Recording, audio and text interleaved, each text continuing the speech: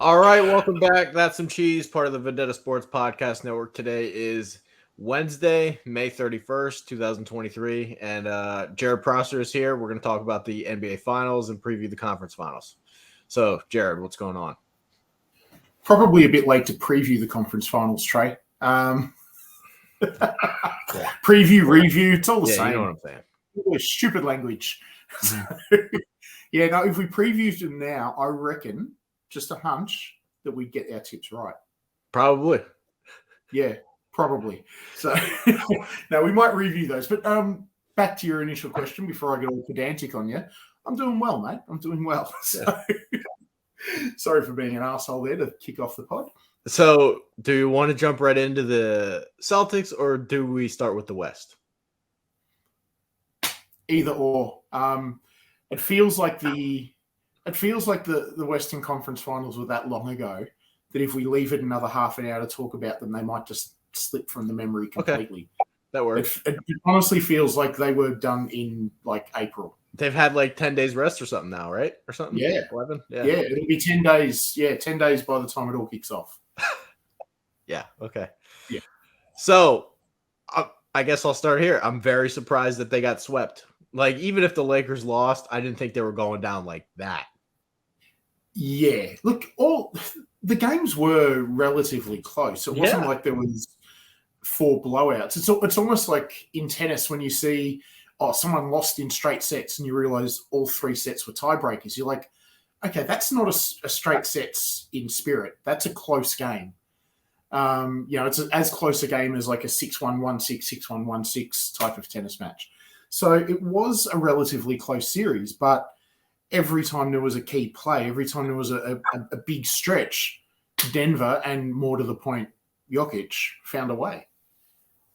How about LeBron shooting? Because I feel like if he had made, we talked about it in the last show, but if he had made 2 more threes in each of the games, who knows what really happens. His bad shooting, I think, really held them back. Yeah, but if your auntie had balls, she'd be your uncle. It's like ultimately, look, LeBron is 38. He's carrying a tendon injury in his foot. Mm-hmm. And, this is what I teach kids all the time. You get your strength from your jump shot from your legs. You can be as perfect as you want with your form, with your release. But if when your legs go, you lose range on your jump shot. And that, I dare say that LeBron, A, he's old, and B, he's carrying an injury, that this might have just been one of those series where his legs just didn't have it. Remember, this he was really good in the game 4. In the game 4, he was really good. But in the first 3, it was rough. Look, I thought he played well in every game. It's just he didn't shoot particularly well. But yeah, game 4, goodness, that was a throwback game. That was an immense performance. And I guess another thing I want to mention, I think Anthony Davis is really good. I don't think they lost because of him, but It was just staggering to see the gap between him and Jokic. It's like, wow, they're really like that far apart. Davis is really good. But Davis has kind of been slept on a little bit. That performance in the bubble was amazing. But that was, everyone thought, this is his level now. No, that was the outlier. But he's still an excellent offensive player, and he's still an all-world defender. But he's kind of slept on because the Lakers have been pretty rough the last few seasons. And there's also the whole Data Davis, stigma that comes with him. Yeah. He was healthy this playoffs. That might not happen next year, but he was healthy in this playoffs. And he showed that he is still an all-world defender and a very good offensive player. And the gap is still like this. Oh, look, the thing that summed it up for me, I think it was game 2. There was a 3-pointer, right? I think it was at the end of the third quarter in game 2, that one where Jokic was just in all sorts of trouble and then just turns and flings up that slingshot jumper of his. Yeah. And Davis has just got this rueful grin on his face, just like, what do we do? How do I do this? And Jokic just walked off like it was nothing. Yeah. Like that was ice cold. Not the shot, the reaction of Jokic, like, this is what I do every day. And Davis is like, fuck this. Just fuck this. I did everything right there. Yeah, I kind of wanted to get your take on this because I know people have given me a hard time in the Slack, like, oh, he does this all the time. Mm. But I don't know. I don't think I've ever seen him shoot 50% from three and then jack up those and they all go in. Well, this is the thing. He does stuff like this all the time. Yes. But he doesn't do this all of the time. He has moments like this in every game. Yes. But he doesn't always have games like this. And this playoffs, he's been pulling out games like this just about every night. It literally feels like I mean, I've been saying this. It feels like he's playing a video game and his difficulty level is lower than everybody else. Yeah, he's seen all the sliders down, hasn't he? It's just absurd. It really is. And the thing that I've absolutely loved about Jokic, especially in the Lakers series, he didn't do it so much in the he did it to a degree, but he really pumped it in the Lakers series. This is look, Jokic is never going to be confused for prime Linford Christie. He's not exactly a sprinter, but every time he gets a rebound, he's putting it on the floor and he's looking to run. Even his running is not the same as Jamal Murray or LeBron or Aaron Gordon or even Rui with his running, but he's still just looking to play the game fast. And, it's the old Rockets thing, our best play is random. You just don't let the defense get set. And when you've got a basketball brain like Jokic's, it's the old soccer players thing. They see the first yard in their head. They don't have to be quick with their feet because they're fast with their brain. Jokic just gets that ball out and just catches the defense napping. And even if the defense is going to catch him on the run, he's already a move ahead on the chessboard. He knows what he's going to do. He knows where this defender is going to go. He's already giving his teammate the eyes like, hey, cut that way. And he'll hit them. Like his ability to just get it and go for a guy who isn't quick has been absolutely game-changing. That's probably the biggest thing that I haven't seen a lot from him in the regular season. But all playoffs, and especially the Lakers series, he's been really big on just getting it and going. It's almost like slow-mo Giannis. I'm very curious to see how they market him because there's going to be a lot of fans that really kind of see him for the first time in the finals. I mean, the ratings really climb in the finals. There's people that watch for the first time. How is the NBA going to market him? Because it feels so I was going to say, you meaning mark him as in how Miami will or how the general public will? How the media is going to market this? Yeah. The media, I think the national media gets it, and the basketball aficionados. Well, look, I'm on the other side of the world, so it's sort of tough for me to say. But I look at the guys the guys I listen to anyway that cover the NBA on a national basis. So, you're talking you guys like Habistro and Lowe, Nate Duncan and Danny LaRue, these sort of guys. Rob Mahoney, these sort of guys who are really good basketball brains, they get it. I actually think it's more the localized media that don't see Denver, an Eastern Conference side a local news, a beat writer from Orlando, for instance, or even Boston, might see Jokic in the flesh once a year. So they don't get to see this continued excellence. If he has a game where he's at 75%, he's like, look, he's good, but he's not that good. So I think the national media get it. The national basketball media, maybe not the general media. Again, it's tough for me to say from over in Australia, but I think that the national basketball media get it. I think it's more the local basketball media don't. His shot making in that series, especially from three, blew me away. Yeah. Look, I've said it before that I don't think I've ever seen a player, maybe the last player I've seen who their shots just swished, to use the parlance all the kids I coach use. Oh, that's green, the old NBA 2K thing. I've never seen a player swish as many shots as Jokic. They're just so pure. The player it reminds me of, and this is going to be sacrilege to some people, but the player it reminds me of as far as the amount of times his shot swishes as opposed to collecting iron and going in is Larry Bird. It kind of felt like those shots. I mean, those fadeaway cheese shots, they do kind of look similar. They've got that high release, which, almost the behind the head release, which kind of helps.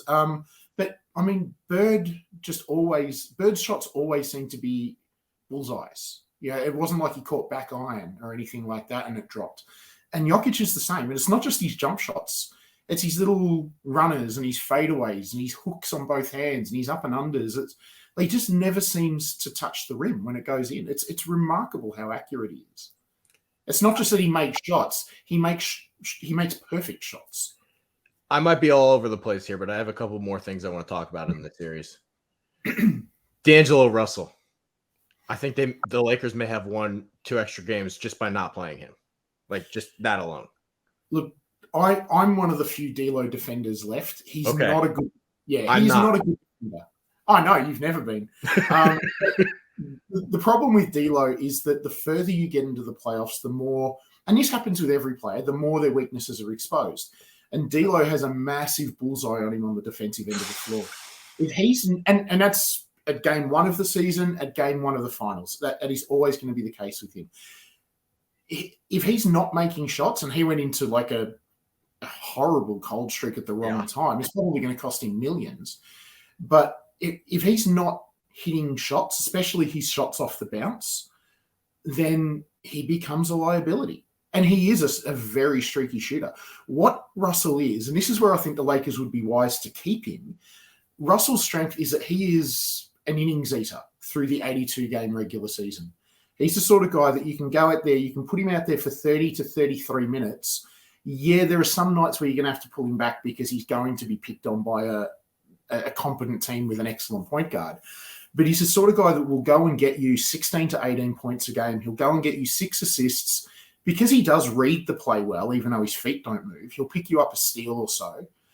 And he's the sort of guy that can take over an offense and take miles off of LeBron, off of AD, and save them for the playoffs.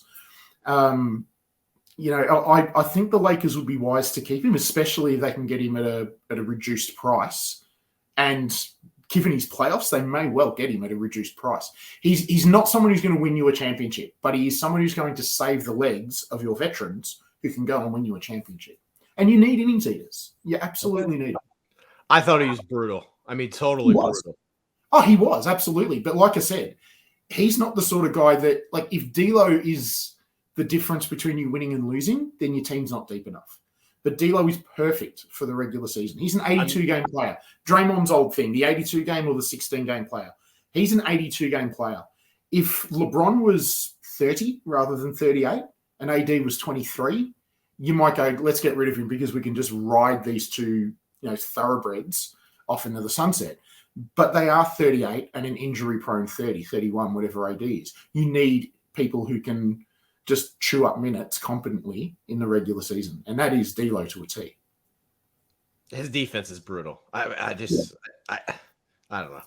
His on-ball defense is, his off-ball is actually not, like, it's not good. let's not over-egg the omelet, but it's not brutal. Like, he reads the play well. Positionally, he's good off the ball. But his east-west movement is just glacial. For a guy who's, like, he's a relatively good athlete. He should not be that good athlete. East-west on defense. I've never understood it because he does read the game well at both ends of the floor. But man, he just can't stay in front of anyone. His shadow would lose him. Last role player I want to talk about in the Lakers, Hachimura. I mean, yeah. Now we're into our. This is where you and I are. This is where we shine. Wow, that was awesome. You know what? This is Hachimura's playoffs is the biggest fuck you to the Wizards I've ever seen. Yep, and their inability to develop players. Like this guy, you and I both said it. This guy, he came to the game late. He only started playing when we liked him for a long time. We liked him from the outset. We looked at that body and just said, if this guy can ever learn to play basketball, he's going to be fantastic. Now, the Wizards had 3 years and did nothing with him. In 6 months of playing with the Lakers, playing with LeBron, he's turned into a high-end role player, which isn't what you want from a number 9 pick, admittedly, but it's a lot more than what he was in his 3.5 years. Even worst-case scenario, he's starting to hit those corner threes. I mean, that's a valuable skill set to have. But it's not even just. It's not even. I mean, that. Like, I'm saying on the low end, for a guy like him, his pump and go game has been good. His playmaking has been reasonable. Like, it's not just like he's okay. You be a big body against this bloke, and then just stand in the corner and don't do anything else. They were having him guard Jokic. Yeah, well, he's big enough to do that. He's 6'8" and he's a mountain. His shoulders are like they're like a linebacker with the pads on. And any close range shot, I feel like it's going in. Like he's really good around the basket. Yeah, he looks like he was playing with a lot more confidence, and maybe the shot making came from that confidence. But credit to whoever it was, Darvin Ham, someone in his staff, maybe LeBron and AD, for pumping his tires and getting him to that point where he felt confident enough to do what he did on offense. I say all that because he's a restricted free agent this summer. And I just wonder if somebody's crazy enough to throw an offer sheet that they don't match. Yeah, well, this is the thing. You think Lakers, you think glitz, glamour, money, but the Lakers are, compared to practically every other NBA team, one of the poorest as far as their ownership group. And they have to keep Reeves too. Well, this is the big thing, and I'm glad you mentioned a free agency offer, because even bigger than Hachimura is Austin Reeves. He is the third best player on that team, and he's probably worth close enough to 20 mil a season. I think he's Arenas limited. I'm pretty sure he's Arenas limited, but I'm not 100% sure what that does to the figures. But let's say he's worth 18 to 20. What happens? And Chickster's going to have an orgasm when I say this. What happens if the Spurs offer 25 a year for 4? Yeah, do the Lakers They're going to do it to somebody? They have. Well, the Spurs have got the money to do it. Yeah. The Spurs can front load it. They can do all this stuff, But do the Lakers have the stomach for that? I think they have to. I honestly think they have to. Knowing that, you think they match both? This is where it gets tough, because you also want to try and keep Schroeder, who's taken 2 consecutive undervalued contracts, and he's not going to do that again. He's betting himself once. They should keep Russell, who's also on the market. Yeah. Look, I honestly, I think that no, seriously, I think that in a regular season, Russell is better than Schroeder, but Schroeder was much because he can't be, as much as he's smaller than Russell, he's much more resilient on defense. He can't be picked on in the same way, but over an 82-game season, Russell will win you games. But in the playoffs, unless he's hitting shots, he will lose you games. Like, this is my thing. If I'm the Spurs, I'd much rather have Hachimura over throwing money at Grant Williams. Like, they're going to have to throw money at one of these guys who's a restricted agent. In a heartbeat. Grant Williams is – I think Grant Williams is what he is. He's a good, dogged player on defense. He'll hit your threes. He may make a little – but Hachimura is probably, if Williams is here, Hachimura is a little bit behind him. But Hachimura's ceiling is way, way higher than Grant Williams. Considering you are building a side around, these young guys in, Johnson and Vassell and presumably Wembanyama, you would rather go for upside at this point. You'd rather go for the younger man and the man with more upside. Hachimura ticks both boxes. More length too. Yeah, definitely. And that's where part of that potential is. He's just a much better physical specimen than Grant Williams. Now, on the Lakers, though, I feel like we're sort of, over dissecting the corpse here. But, this is a team that needs... I mean, they should... I don't know. Look, this season has shown that they can still compete, that LeBron can still compete. Because you think if LeBron didn't have that tendon injury, would this have been a different series considering the games were so close? They almost won it. They almost won all the games. Yeah, exactly. And that's what I mean. Does LeBron carry them over 2 of those first 4 games, and that series sits 2-2 going back to Denver rather than swept? So if that's the case, then shouldn't the Lakers be going, well, we need to do what we can whilst LeBron is still in the you won't say he's prime because that's disrespectful to LeBron's prime, which was up here. But whilst LeBron is still an elite player, we need to do everything we can to win this championship. We don't know how many Miles Davis has in his legs either. So we need to do what we can. And this is going to be a real litmus test for the Buss family as to how how much money they are prepared to put up to make this team competitive. Because they're about to get very expensive. Yeah. Quickly, I guess we'll do one thing on the Nuggets and then move on. But I guess this is your time to say how wrong I was about the Denver Nuggets role players. And I kind of said this in the Slack, but I mean 3 through 8, I would have picked New Orleans' roster. So that's the whole reason why I didn't think they were going to get it done. But I mean, Bruce Brown was great, and Kentavious Caldwell-Pope. I mean, still don't think he's missed a 3. Their role players are good. Look, I would pick New Orleans. Yeah, I would pick the Pelicans 3 through 8 if it was 2026. But this year, yeah, like that lineup. And look, it's human nature. We get sort of, we get enamored with what's new. And because so many of those guys are relatively new to the league, KCP, he's been around that long that people forget that he was a top 10 pick. Aaron Gordon, people forget he was a number 4, like top 5 pick. He's a 4th overall pick. Now, these guys have got pedigree. It's no accident that the last time the Lakers won, KCP was their starting 2 guard.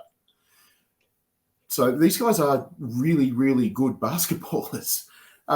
Bruce Brown, he's made a career out of not having a jump shot, or despite not having a jump shot, and he has developed that jumper to the point where it's good enough now that you can't just back off him and cover his awesome cutting game. Jeff Green's still playing. It's a weird thing. Jeff Green, how old is he now? 37, 38? I don't know, but he's basically their backup center. Yeah, he is. And look, I'd love to see more Zeke Naji, but I know that it gets to this point of the season, he's unproven. I think Zeke Naji is going to be a really good backup, but certainly better than Thomas bloody Bryant. But yeah, you have to go with the proven commodity at this point of the season, and Jeff Green is that, especially when he's not having to play 15 minutes because you're going to play Jokic for 40.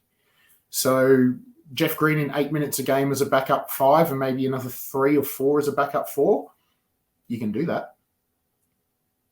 And he's still gonna yam on someone.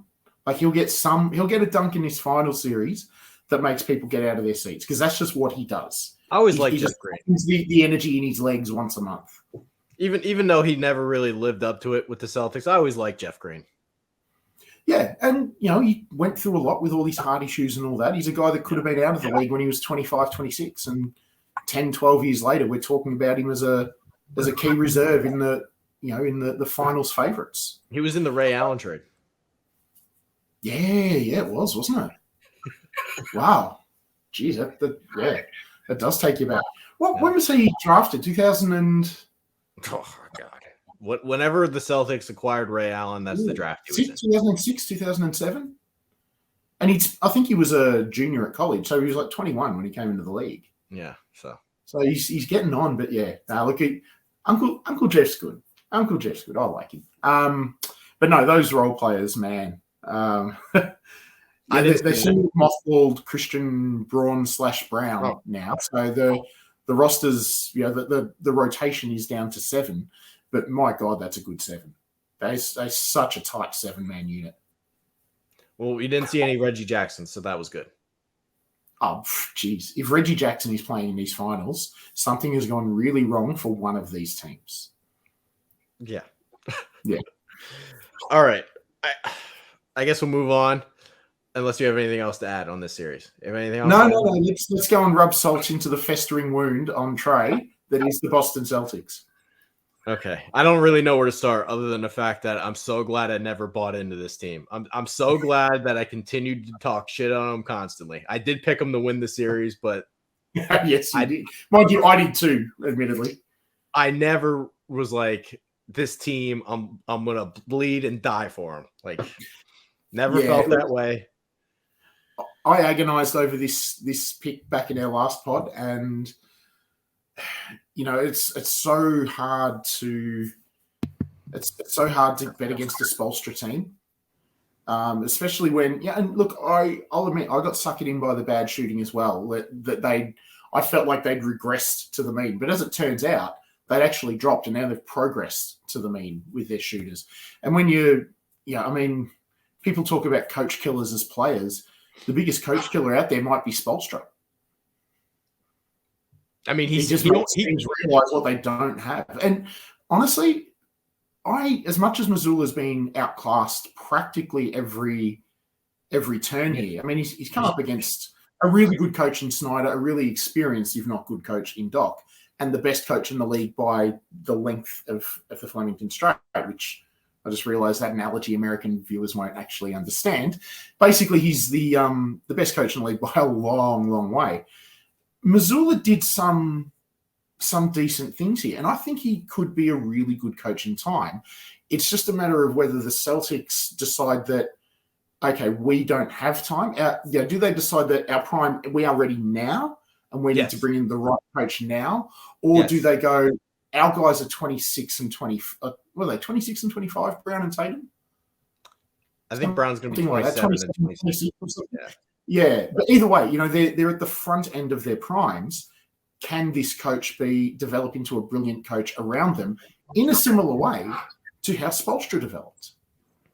And that's the decision that Brad Stevens has to make, amongst many, and we'll get some of the other ones in a minute, but that's one of the key ones is, does he give Missoula time to marinate, or does he say, look, he might be a great coach, but it's not for us and it's not now? I guess I'll start from the beginning. Like, I thought it was so unfair in the spot that they put him in. And we talked about this before, but there was really two options for me. How bad was the Udoka thing? And if you had to actually fire him, why didn't you bring in somebody like Vogel to be a babysitter? It never made sense to me. It just never made sense to me that you were going to put Missoula in that spot with no coaching experience. He was the fourth string guy. Like, it was, Damon Stoudemire took the Georgia Tech job. Will Hardy took the Jazz job. Udoka, he was literally the fourth string coach, and then you didn't give him any help. Like, you didn't build any staff. Yep. And this is like, you can't help. I think they had to fire Udoka, and Hardy had already left, so that was out of their hands. But if you're going to go with, okay, we need continuity, you would at least go with a name that these NBA players might recognize more. And Stoudemire was considered the next in line behind Hardy. Yeah. Now, in passing him over, he's obviously gotten pissed off and taken the first head coaching job that he saw, which was with, was it Georgia? Georgia Tech. Yeah, Georgia Tech, yeah. But as you said, there were plenty of good coaches out there who could have come in as a lead assistant, done what D'Antoni did for Nash, just sitting on the bench for him. Like, Vogel could have easily been somebody responsible for the defensive end of the floor. Not even Vogel. It could be another, like, a career assistant who could come in and be the lead assistant. There's someone who's been in the league for 20 years. Yeah. Yeah. And they look, literally I get didn't have a staff. Yeah. And look, I understand that it was a pretty catastrophic situation and the timing was god awful. But at the same time, you don't have to bring in an experienced person for Missoula the next day. You can bring him in December. You can bring him in February. Somebody just to work him through his first playoffs as the lead man. Yeah, I kind of talked about it in the article that I put out, the Brad Stevens one, but I just think for a former coach that spent his whole life coaching at the college level, the NBA level, you would think that guy more than anybody else would understand the importance of a coaching staff, and he just went. But at the same time, we talk about lived experience. What is Brad Stevens' lived experience as a coach? He was a prodigy of a coach at college and a prodigy of a coach at the NBA. So he's probably looking at Missoula and going, this guy could be a prodigy of a coach. He doesn't need help because I didn't need help.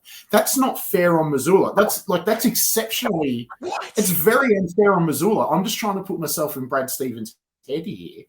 That's and look, crazy. If that's his thought process or something like that is his thought process, it's incredibly flawed and almost like just stupid. Yeah. But I can make an argument as to why Stevens thought the way he did. I don't agree with it, but I can see to a degree where he might have been coming from. Ultimately, he has sold his man short, though. And unless look, Mazzulla could take some serious lessons out of this and come back, 50% better as a coach. But at the same time, do you take that risk when you've got I don't think you can. Tatum and Brown in their prime? And this is the big thing. This comes into all the other decisions. Do the Celtics have Tatum and Brown in their prime at the start of next season? Is Jaylen Brown a Celtic on opening night? Yeah, he will be. You think? Yeah. You think? Yeah. What happens if Portland pick up Scoot? Changes nothing. No, you don't. You don't try and push for Lillard, No. or even try and get the pick itself along with Simons. No, wouldn't even be a discussion. No, for me. Okay.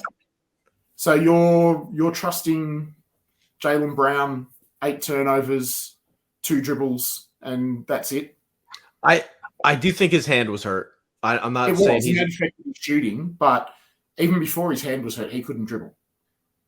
No, he's not a good dribbler. But I just think wings in the league win.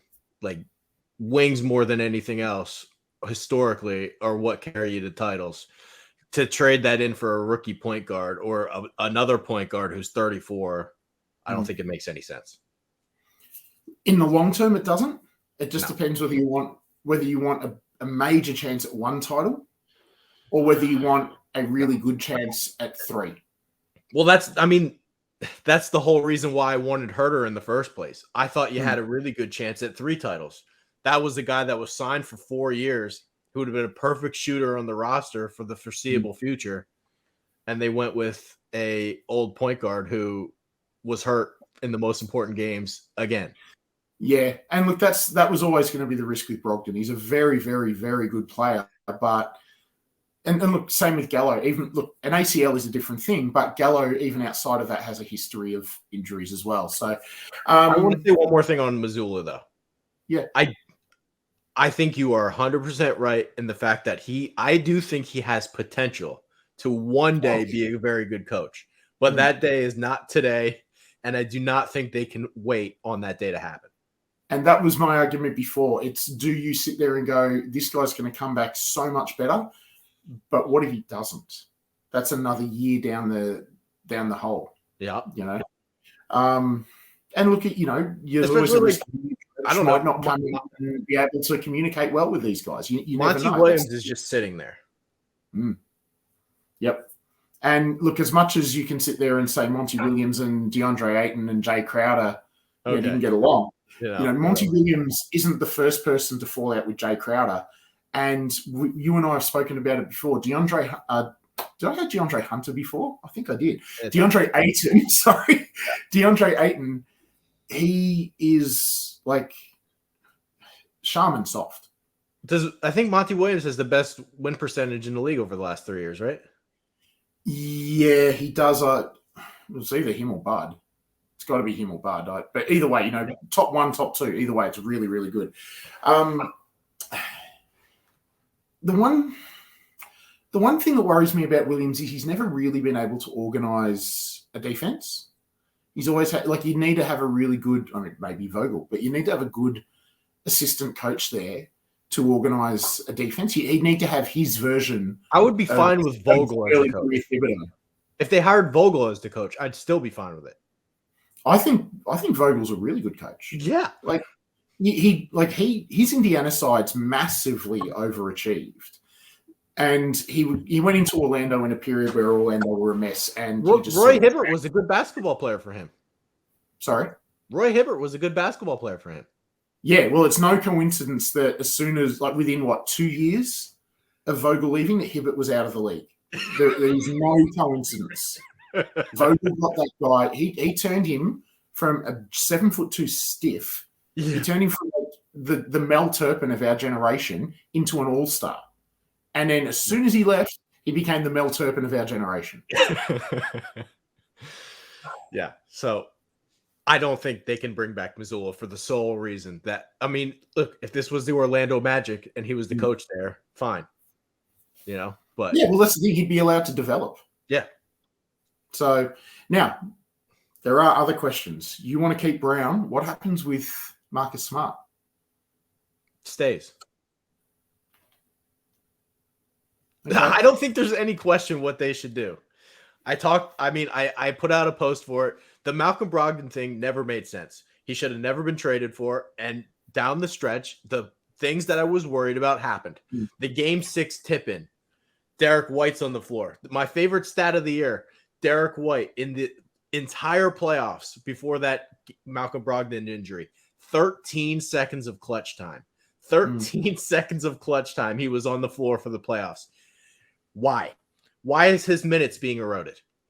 And with the new rules, you cannot pay a third point guard. It's just not going to happen anymore. You're not allowed to do it. Well, this is where I'm leaning with Smart, is that if you're not going to trade Brown, Brogdon doesn't really have any currency. White has some currency, but not to the level of Smart. Marcus Smart might be on the way down. Looking at his defense this year compared to the season before, I think maybe he is one of these guys that peaks early athletically. And if he's not quite the same athletically, then he's not quite the same on defense. And offensively, he is as hit or miss as they come.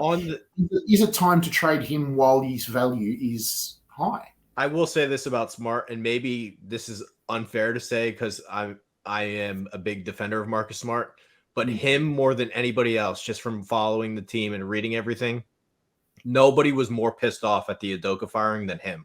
Like, it really bothered him. Like, it really bothered him. And defensively, he fell apart. So I think those things are very connected. Okay. So hopefully there's a bounce back from him next season. And his score, I mean, he was pretty good scoring wise in the playoffs. Like, there were a couple games he put up 20. He put up some big scoring numbers in these playoffs. But much like D'Angelo Russell, though, he is streaky, and he's not as good on offense. He's always going to be streaky, but he at least competes. He'll always compete. He works hard. Like, you can never doubt Marcus Smart's effort, his intensity. That is always there. With a team like the Celtics, who have been known for getting in their own head and pouting, I think he's very important in that aspect.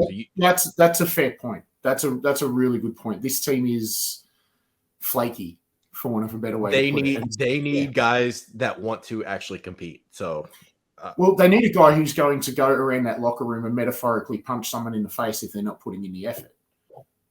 And Smart is someone who is not scared to get in Tatum and Brown's grill and say... He was literally their head coach at some points. Like, he literally... I saw that, yeah.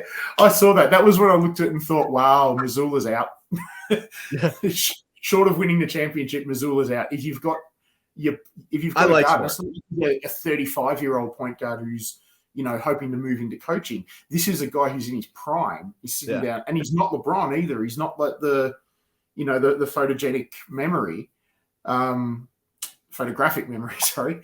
I saw him taking a timeout, and I just thought, this is not good optically for Joe Mazzulla. Not a good look. Again, him more than anybody else, I think it really bothered him with the coaching thing. So when he did that, I was not surprised. Yeah, no, that's a fair point. So look, it's in that, with that info, it might be worth just seeing whether there's a bounce back season for him. I mean, look, if you find that Smart is still just not there athletically in early season, even in training camp, you can always swing a trade. I mean, they're going to have options this summer. Yeah, they will. They will. Look, that's probably enough Celtic talk now. I mean, we do have an NBA Finals to actually talk about.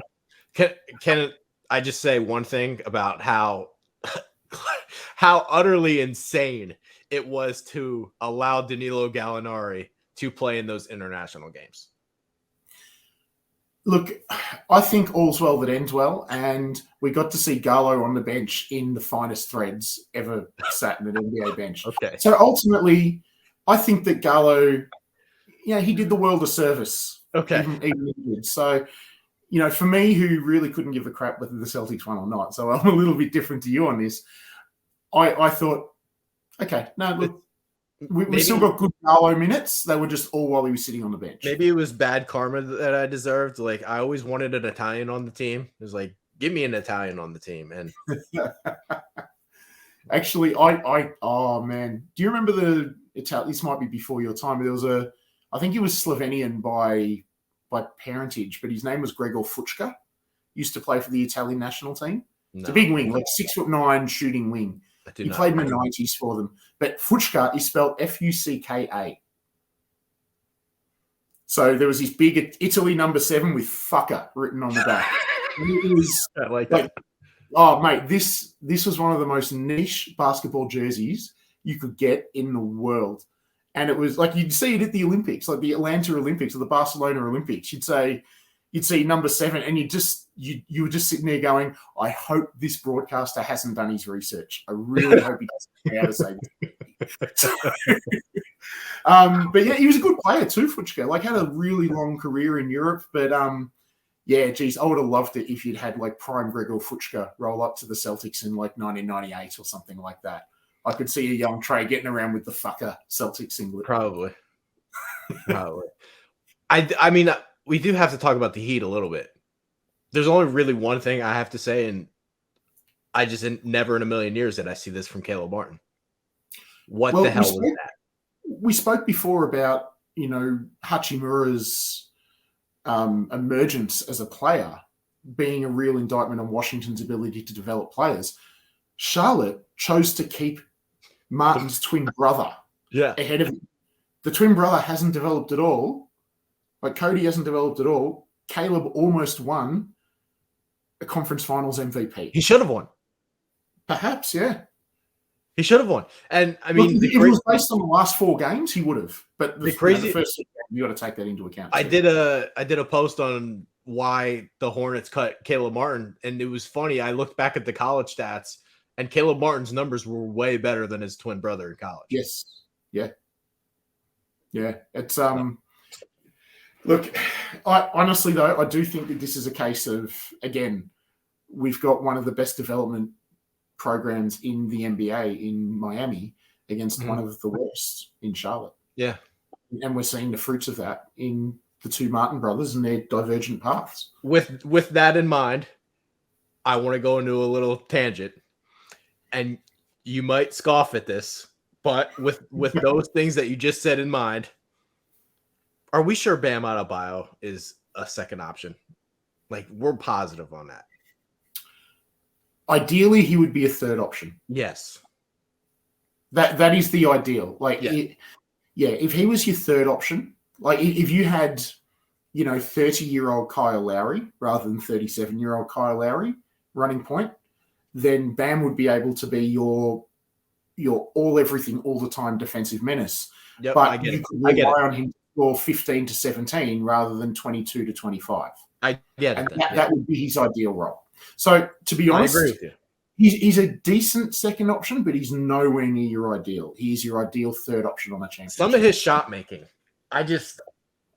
he doesn't make shots around the net.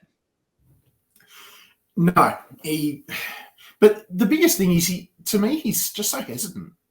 All the time. Time. And look, it's a good thing. As a coach, I would rather have to coach someone to shoot more than shoot less. But at the same time, you need to be thinking, like, at any high level of basketball, you need to catch thinking attack. And that might not be a catch to score. That might be catch to make an aggressive drive or a catch to make a positive pass immediately. But Bam just gets it and holds it. And the offense stops, and that's a problem. His aggressiveness on the offensive side is very similar to Horford in terms of getting your own shot and scoring. Look, even compared to prime Horford, really. Yeah. But prime Horford, that was a much more egalitarian offense in Atlanta. But prime Horford, it was almost like he was the second option there, but it wasn't like it was second option and the third was at the basement level. Yeah. It was, you had probably Millsap, but then you had Horford, Teague, Smith. They were all essentially second options. Probably the only one who wasn't out of the rest of that starting unit was Korver, and he didn't need to be a second option because everyone was shit scared of his 3-point shooting. So he just had this gravity all of his own. So it's a different situation where if Horford was aggressive and he had it, you could use him as your number 2 on that night. If he didn't, lean on Teague, lean on Josh Smith. But in Miami, if Bam doesn't have it, who are you leaning on?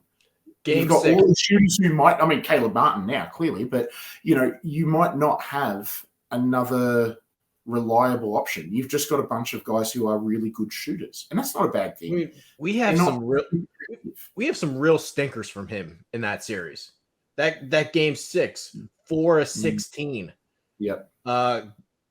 Game 4, 4-7. Even that is just not good enough. And look, his early series form, he was getting it. He was aggressive. He was putting his shoulder into people. Game 7, 4-10. Not good enough. He put people into the basket, but he just goes through these periods where he just doesn't seem to want to shoot, doesn't seem to want to be aggressive with the ball, whether it's shooting or not. He doesn't want to be aggressive, and that hurts Miami's offense. There was a play. Marcus Smart tried to get a charge.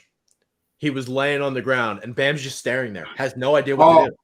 I think that one, though, I think Bam was waiting for the whistle because, I mean, Smart did flop, but Bam did get him as well. I think that was one of those ones where Bam just went, oh, shit, that's a charge. Wait a minute, there's no whistle. And he just stopped. Again. He didn't do anything. Yeah, he just stopped. But again, I don't think that was a Bam not being aggressive. Okay. I think that was Bam going, oh, bugger. Smart got me. Maybe a bad example. Maybe a bad example, but there was just so many times where he's holding onto the ball and he's just not doing anything. The ones that get me are the ones where, because he's he often handles the ball, they'll run a lot of inverted pick and roll with him. Not necessarily with Butler, but they'll do it with the shooters, particularly Robinson. And he'll get downhill, and you see that he's got Robinson's man on him, who might be, Derek White or something like that. And you're just thinking, Bam can go ball one hand, pick up Derek White with the other, and stuff them both into the hoop. And he stops. Yeah. They're the ones that frustrate me. It's almost like he doesn't, because sometimes he seems to know what to do. And there's sometimes where it seems that the little LCD in his mind just goes blank, and he's like, what do I do now? I'm just saying it should be pointed out because he does play for this Heat team, a team that develops their talent more than anybody else. Yeah. What if he was on Charlotte and you replaced him with Mark Williams? I'm just saying. Yeah, look, he'd still be an excellent defensive player, maybe not to the level he is. But yeah, I mean, does he? Yeah, is he nothing more than a role man? I don't know. So yeah, look, and look, you can't argue with how the Heat have developed him because he was the 14th pick, 13th pick. Like that, yeah, I mean, late lottery pick. And he's a perennial all-defense guy, and he averages close to 20 a game. That is close to, outside of getting like a Donovan Mitchell at 13, that is about as close to what you would call as the best result. Yes. So, but again, this, the thing that frustrates me isn't that Bam isn't a 25-point per game scorer. It's that he can be a 25-point per game scorer. I'm glad you're kind of on my side with this because there's sometimes, listen, a team wins, but that doesn't mean that every single player on the team that wins is, void from criticism. No, absolutely. And look, again, the further you climb up the mountain, and we're at the peak now, all of these little idiosyncrasies, all of these issues come to the fore because you've got better teams, better coaches, more time to prepare, that they can hit those hurt points, hit those pressure points. Yeah. Okay, finals preview. Make sure to follow Jarrod on Twitter. That is hey_hey_it's_JP. Myself, Trey Daubert. Hit the subscribe button on YouTube. Nuggets Heat. Somehow we missed the signs, Jarrod. In the NHL, it is the 1 versus 8 seed, the 1 seed in the West and the 8 seed in the East. And it's the same for the NBA. So, and just on that, this could be the end of our friendship. Go Panthers. Wow. Where did that come from? I just really like this Panthers side. Okay. There's just something about them. There's just a spunk to them that I really like. I love I love watching the reclamation of Sergei Bobrovsky's career. I love Tkachuk. I loved watching Tkachuk's dad. Like, Keith was one of my favorite players to watch. And watching Matthew get around and be just a little niggly asshole while scoring key goal after key goal. It's he actually, I got into hockey in the late 80s, early 90s with the Rangers. He reminds me a little bit of Esa Tikkanen, who a lot of guys might not know, but Esa Tikkanen, this left winger from Finland, who was just always yapping in broken English. Like they called it Ticanese because it was like English, but it really wasn't. And he wasn't dirty as such, but he was right on the cusp. He knew just when to pull back. And he scored key goals. He was a great skater, really good two-way winger, and just an annoying little bastard to play against. And Matthew Tkachuk strikes me as that with the ability to score massive goals at massive times. I love watching this Florida side. I just reckon they're a lot of fun. They're a roller coaster. Oh, yeah. Yeah, absolutely. Anyway. No, that's the end of our hockey preview. Anyway. Yeah, and NBA-wise. Yes. Back at the ranch. Do the Heat have any chance here? Not much. I mean, everything on paper and everything. I sat down and analysed this for a good 3 or 4 hours earlier, and everything I looked at said this should be a 5-game series, 6-game at most. Yep. And that 6 games is giving respect to Butler, to Bam, to Spoelstra. But I just look at this. When Denver have got the ball, I just don't know how you stop this. This pick and roll between Murray and Jokic. I think the only way to do it is to literally mark them with Butler and Bam, because Bam can switch on to Murray and Butler can switch on to Jokic. But the issue is then you're risking tiring him out, you're risking getting in foul trouble, and God forbid if Bam Adebayo gets into foul trouble in this series. I mean, as much as they've got this array of wings and guards who can play roles, you're leaning on Kevin Love, 35-year-old Kevin Love, and you're leaning on Cody Zeller's only 32, I think. He just looks like he's 68. I was going to say Zeller's been worse than Love, in my opinion. Oh, no, he has been. But they're the two you're leaning on if Bam is out. There's literally no other big. I mean, you might have to play a genuine 5 out and just let Butler try and get underneath Jokic's center of gravity, which that opens up Jokic's shooting because, again, 7 foot tall, high release. He's going to shoot it straight over a 6'7" Butler. And it opens up his ability to see over the top of the D and get that passing game going. The other thing is Miami play more zone than any other team in the league. And in key moments, against a poorly coached team like the Celtics that apparently doesn't know how to figure out a zone, then maybe. But they did it against every team.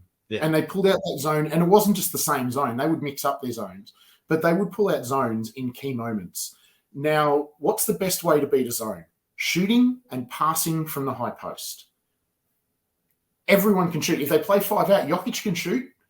If they put Jokic in at the high post, he's just going to pick it. Everything I think of how Miami can counter Denver's offense, Denver have got another counter up their sleeve. I really cannot see a way that this Denver offense gets slowed down by Miami. Now, having said that, Eric Spoelstra is infinitely smarter than I am when it comes to organising basketball teams. So if there is a way to do it, he'll figure it out. But I just can't see where that's coming from. I got a stat for you. Since the 2018-19 season, the Heat are 1-7 against the Nuggets. Yeah, and that one was in the bubble. If memory serves, it was literally game 1 in the bubble was Miami-Denver, and Miami won that one. And we know that the bubble was just the perfect Miami, it was the perfect environment for that Heat, for Jimmy Butler's Heat. So I'm not even sure whether we should actually count that one. Just saying. These teams, they haven't had every team has turnover, but a lot of the pieces that kind of matter have been in all of those games. The main pieces are there. Yeah. The key players are there. The role players are different, but the key players are there. So, yeah, look, I had a long think about this, and I just cannot see how Miami can halt this Denver offense. And this Denver offense, it was one of the best in the league in the regular season. Their offensive rating has literally gotten better round by round. Coming into the Western Conference Finals, the Lakers were the best statistical defense in the playoffs. Yeah. And Denver just took it up another step and buried that defense. So The only possible thing I can think is just stick to Denver's shooters. Maybe have someone roll off Aaron Gordon a little bit, or Brown or Green, because they're a bit inconsistent as well, and just go, okay, Bam, Jimmy, you guys have to guard Jokic and Murray, and if you switch, you switch. They're the only two defenders that can guard both guys credibly. And I don't see any other way for Denver to do it. And for Miami to do it. And zones just won't work against Denver. If Milwaukee was in the finals, who would you pick? Depends on Middleton. Okay. Mind you, if Milwaukee made the finals, then you would assume that Middleton is at least 85% maybe. So it'd be a tighter one. Simply because there's so many more defensive options for Milwaukee. Oh, man. Look, I picked Milwaukee to win the championship at the start of the season. So I would, in this entirely theoretical exercise, I'd probably pick them, but maybe the recency bias of my Milwaukee not getting past round one and Denver being a red-hot favorite, maybe that's what's making me lean Denver's way. I don't know. But it'd be tight. It'd be super tight. I don't want to sound like a party pooper, but I'm just not that excited about these finals. Oh, no, I am absolutely excited. Okay. No, absolutely. We've got an offensive savant. We've got the best offensive player on the planet with an ecosystem that suits him perfectly against one of the hardest, toughest as nails, fight against all odds playoff performers in Jimmy Butler, with a genius of a coach behind him. This could, So you think it's going to be an entertaining finals? I think, look, for a layperson, someone who is like a casual NBA fan, it might not be super exciting. But for an X's and O's nerd like me, okay, I'm fascinated by where this series could go. I'm very terrified that Denver takes care of this thing in 5 games, and then. Look, there is a chance that Denver wins every one of these games really comfortably. But even so, I'm interested to see how they do that. How they decide to pick apart this team and what Miami try to do in response. Looking at Miami on the ball, man, they've just got to keep hitting a ridiculous amount of threes. That's all they can do. We just spent ages on a little soliloquy about Bam and his occasional lack of assertiveness. He needs to go at Jokic hard, super, super hard, and just make him work. You may or may not get him into foul trouble because, he's just such a clever defender with his angles and his hands, but you have to make him do something. You have to make him work. Duncan Robinson had a pretty good series, actually. Duncan Robinson is back. Yeah. Look, I was stunned. I was absolutely stunned when he blocked Brown's step back three. Yeah. That was the moment where you just went, nah, just call it now. Celtics are done. And, I mean, they're so focused on him from three that he was driving to the rim and getting layups. We haven't seen that ever. Look, it's what I mentioned before about Korver and his own gravity. He's a role player. He's an elite role player, but he was an elite role player because anywhere he caught the ball, he was in range. That is what Robinson is. And Robinson is, Korver was 6'6", I think, but he wasn't super quick. He couldn't jump over a folded piece of paper. It's not like Robinson is exactly he's not a superstar athlete, but he's a far better athlete than Korver was. He's not the shooter, because Korver was one of the best shooters ever to play the game, but he is a better athlete. He's a good attack off the bounce. He's a really clever passer. He just doesn't get the chance to do it often. A couple of years ago when he made his name, he was really there as a shooter. Now, because of all these other guys being out, like Tyler Herro in particular being out, he's supposed to come back. He's almost taking on the Tyler Herro role where he's a shooter and he's running off every pin down you can imagine. But he's also being given a lot of creative responsibility and he's thriving under it. It's really good to see. And yes, you are right. Herro could be back. I heard this mentioned, I think it was Sirat Sohi mentioned it on one of the Ringer podcasts, and I know, straight away I thought, geez, I wish I'd thought of that. It's a brilliant point. Jameer Nelson, 2009 with the Magic. Rafer Alston was killing it as their point guard, getting him to the finals, and they rushed an injured Jameer Nelson back, and it just disrupted the flow of the team.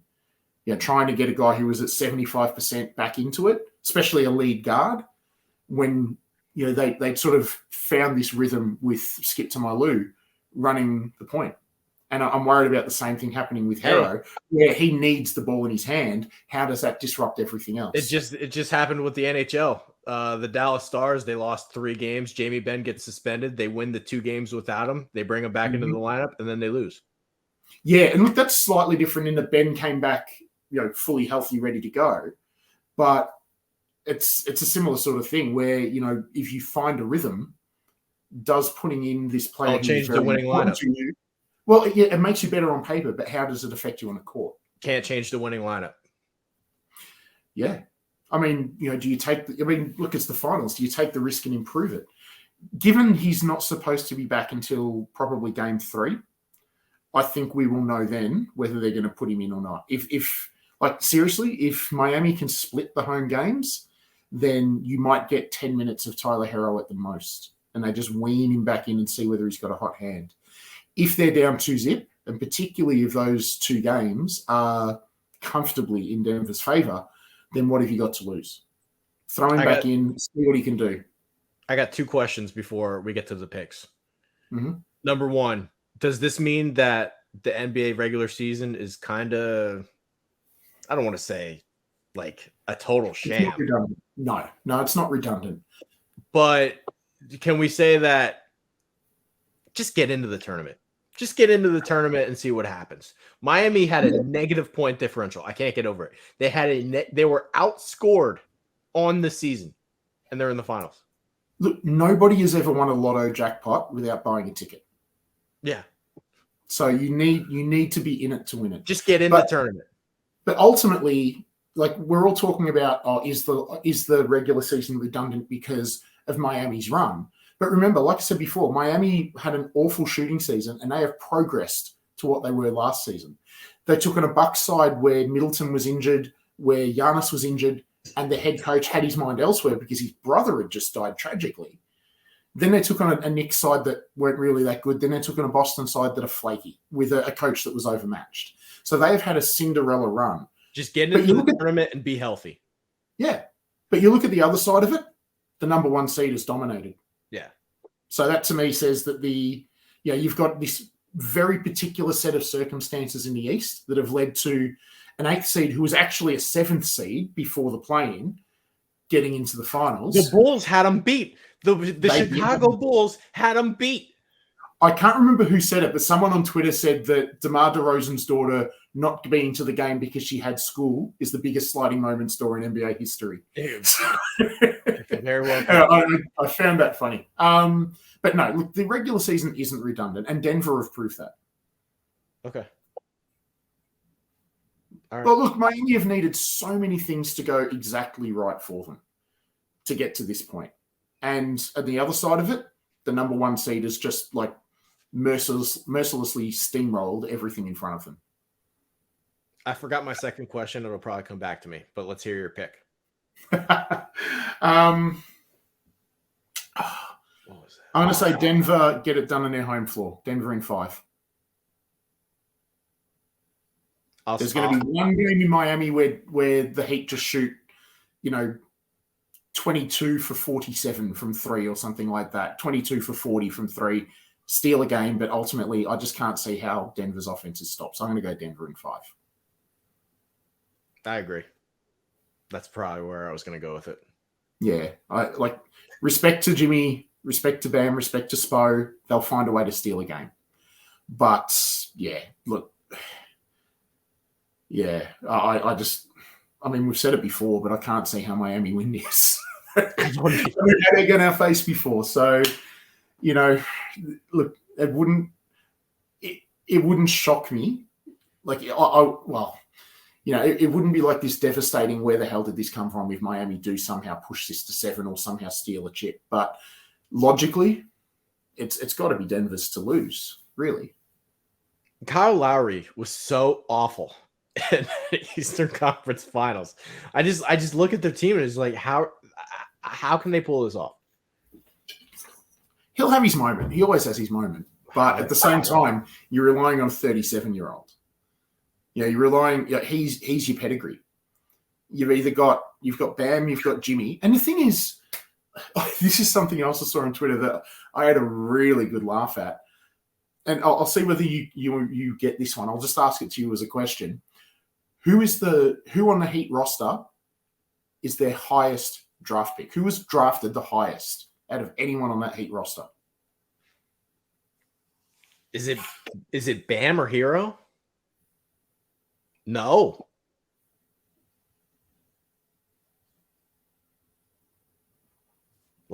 Did Lowry go higher than that? No, Lowry was like an 18th or 19th. Yeah. Who went higher than Hero? There are 2 top 10 picks on that roster. On Miami. Yep. We've mentioned both of their names in this pod. Butler was 30th. But 29th, 30th. Yeah, wait, 30th. Zeller. Wait, where did Zeller? Zeller? There we go. 4th overall pick back in 2013 or whatever it was. Cody Zeller is the highest pedigreed player on this roster. That's good. That's something. Yeah. Yep. He didn't play there. Saying that in a world where the best player in the world, at least best offensive player, was a 41st pick and he was a project. So, he didn't play like 40% of their season, at least, probably. Who has? Zeller. I mean, they picked him up late. Yeah, they did. Yeah, he and Love were both mid-season edition. And by the way, the new CBA rule, like, are you telling me the new CBA rule that Miami Heat are not allowed to sign Kevin Love? Like, if this happens next year, they're not allowed to get Kevin Love on the buyout market. That is crazy. Were they at that second apron? I don't think they're at the second apron. They were? Okay. Yeah. Well, yeah. In that case, that's what I'm telling you. That's crazy. Look, I don't mind it in that they were an 8 seed. It's not like there's some team, like the whole point of the rule, I think, is so that, the Warriors are on this 3-peat. We don't want extra guys going to them for free. Yeah, that's to stop the ring chaser. But remember, Love didn't go there to chase a ring. He went there because he just wanted to go to Miami. It just happens that they've made the finals. How can that be a new rule? How are we preventing that from happening? But you can't sit there and say, okay, well, we want to stop a Warriors dynasty from picking up person X who's on waivers, or, the old Mitch Richmond on the Lakers 20 years ago. But you can't sit there and say, but this rule only applies if you're a top 4 seed. You've got to apply it to everyone. I don't know. I just if that's the way the rule's written, it's written poorly. Yeah, look, I got to admit, I don't necessarily agree with it. Like, I honestly think if you've got the room, if you've got a roster spot and someone's prepared to sign for a veteran minimum. If we're making rules where the Heat can't make the Kevin Love signing, we got the rules wrong. No, but the Kevin Love signing isn't what this thing's about, though. Because remember, Kevin Love wasn't there to go chase a ring. He was joining a side that was barely in the playoff picture. It's no longer even allowed. He's not even allowed to do that. It's crazy. He probably doesn't take the buyout from Cleveland then. He just stays in Cleveland. And then what? Rots on the bench and is miserable, so we want guys who are miserable? Well, you might find look, I just think it's designed to stop the rich getting richer. And we see it. Look, hockey before. One of the beautiful things about hockey is that you can have a dynasty, but there is so much variance in play with hockey. Basketball, because it is a high possession sport and it's played over 7 games rather than 1, like say gridiron. The numbers, you don't get the outliers in results nearly as much because the statistical model brings it back to the norm. When are we going to start making rules for the NBA where the smart teams benefit? That's what we should be doing. Let's penalize the Charlotte Hornets for cutting Caleb Martin. Let's make rules about that. Yeah, well, look, have the Hornets been good? No. So I think they're getting punished enough by their own ineptitude. Look, the one that gets me, the one that gets me that I think punishes the good teams is this Supermax. Like we've seen it so many times. It just cripples your cap, and teams don't want to do it. But of course, the players are going to go, "Hey, this isn't my max now. This is my max. Pay me my money." And it cripples your cap, and it makes you a bad team. And I think the GMs know this, but they're caught between a rock and a hard place, going, "Well, do I get rid of this guy and alienate my entire fan base because we've let him go, or do I sign him and just hope that our 8th, 9th, and 10th guys become 4th, 5th, and 6th guys?" I just think if they really wanted to make a difference with, hey, we want to reward teams for drafting well, or we want to reward these teams for developing stars, how about make a rule where it's like, hey, if a guy's on your team 7+ years, the tax starts to go down or something. Like, I don't know. Like, why would the Oklahoma City Thunder vote for these new rules? Like, they're not going to be able to pay all these guys. I don't get it either.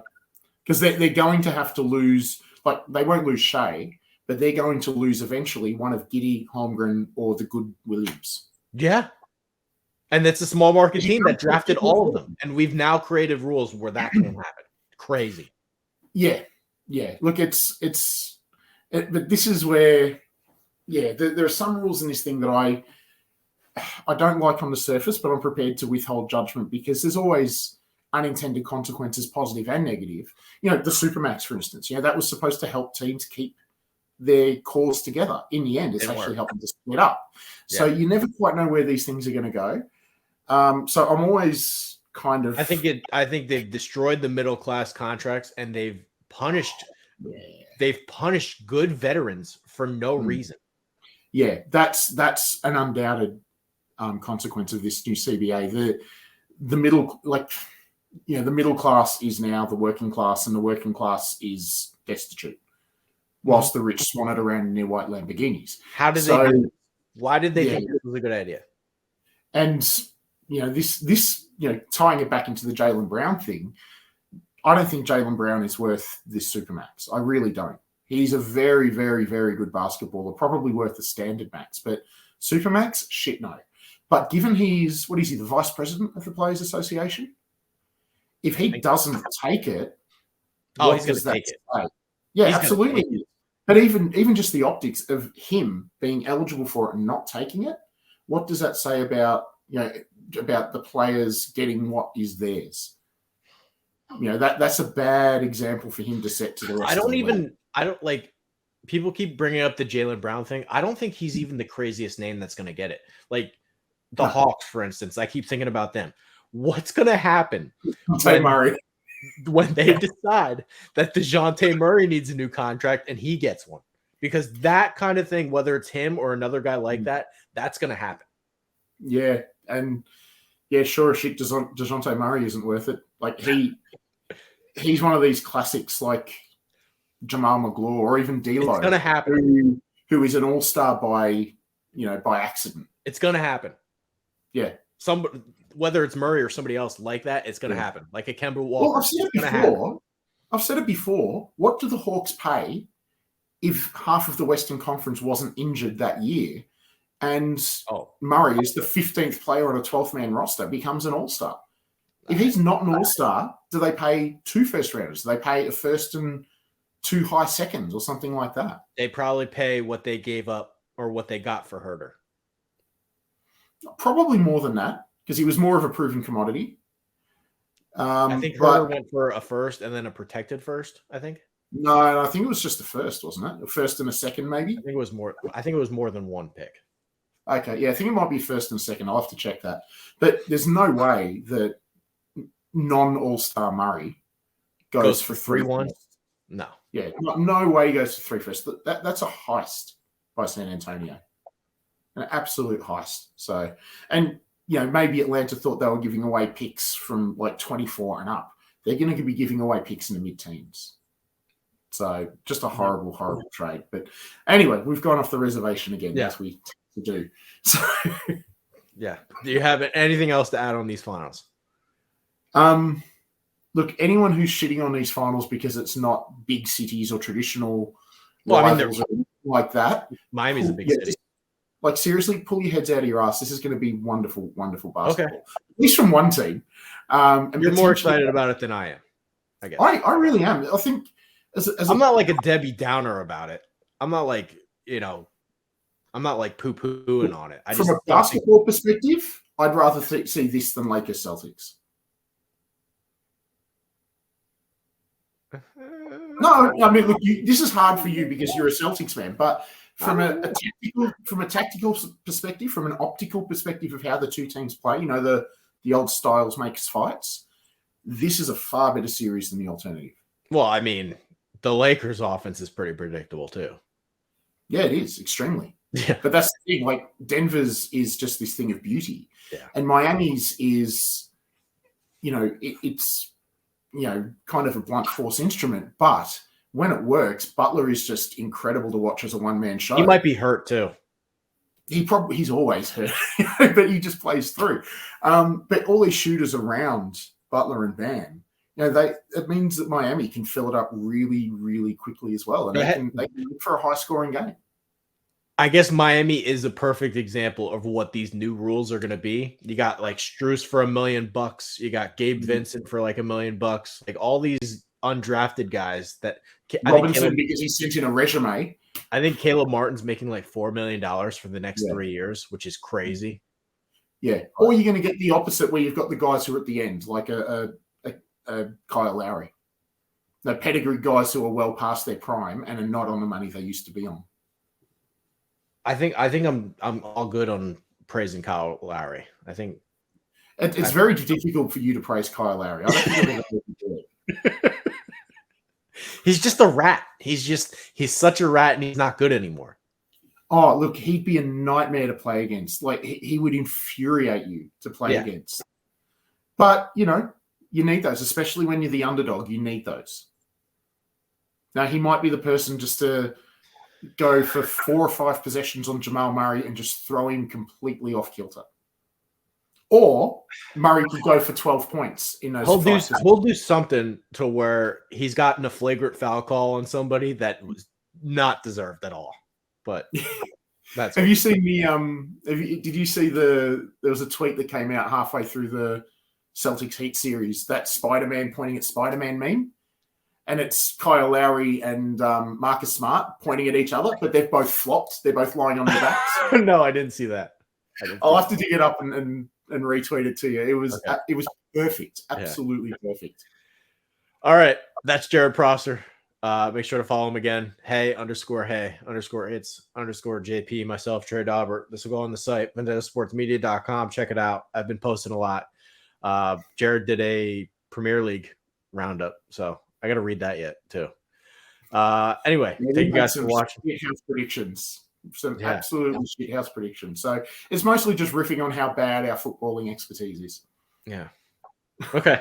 That's some cheese. Thank you guys for watching, and we'll see you next time.